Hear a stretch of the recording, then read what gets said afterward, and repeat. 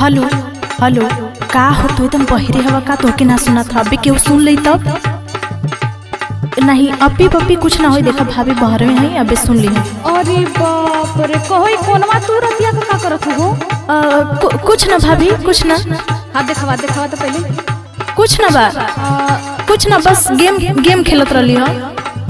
हाँ, अब गेम तो तू खेलते रहलू, लेकिन तू कवन गेम खेलत रहलू हमके बहुत अच्छी तरह पता बा। एक बार बचा ले भी मन ना भरल का? अब कान खोल के हमार बात सुन लो। बाझल रहेलू यार में, पड़ गईलू अभी प्यार में। कहो भी को दिन को हो तू ना भाभी, एक बार बस, और एक बार माफ कर दो बस।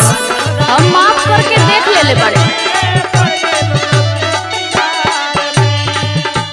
बाझल रहेलू यार में, पड़ गईलू अभी प्यार में।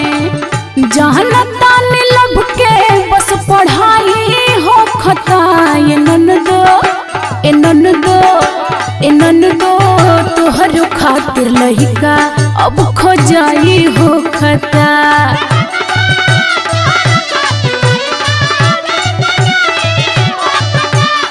जवन तू ढुक ढुक के बतियावत हो ना, कुछ छूट जाला घबरा जी।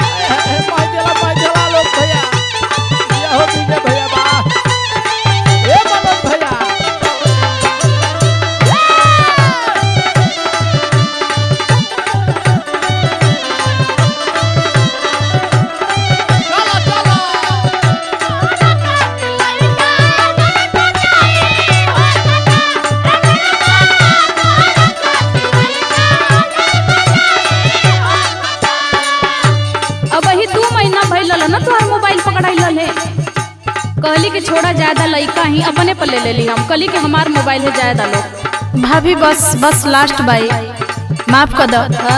सुनो, सुनावा। हेलो हेलो करता रो रोजे जाके छत पे, तोहे समझावल अब नइखे मोरा बस के।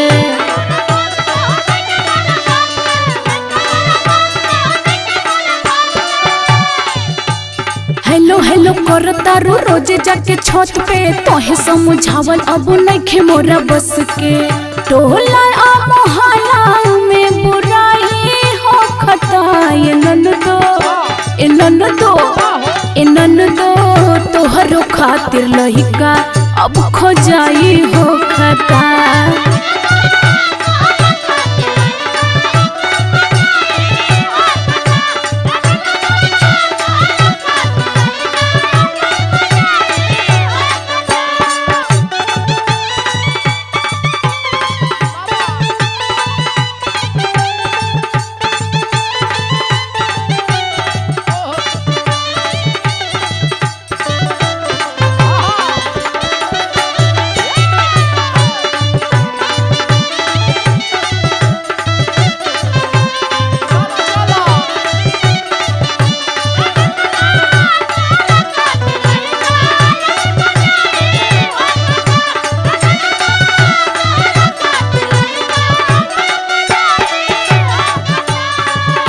ए भाभी, बुरा मत माना। देखा वो बहुत हमरा से प्यार करेले, हमहू करेले, तो काहे ना उनका से करा दे तरू।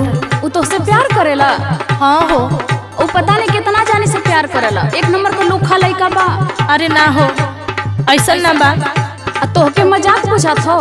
कितना घर वालन के हम समझौले ही, हमरे वजह से तू बचल बड़ू। सुनो, बड़ा समझौले बानी घरवा में सबके, मारी मारी भूतवा उतार दिहला भोके।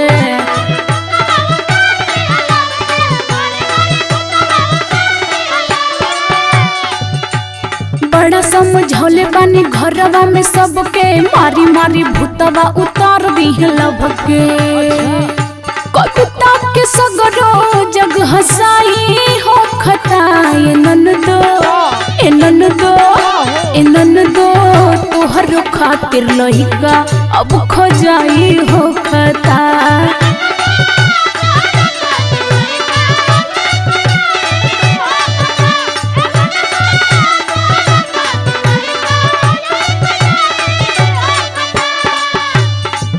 जेते कहे सगरो जग हसाई हो खताए ननदो, ए ननदो, ए ननदो, तोहर खातिर लहिका अब खो जाई हो खता।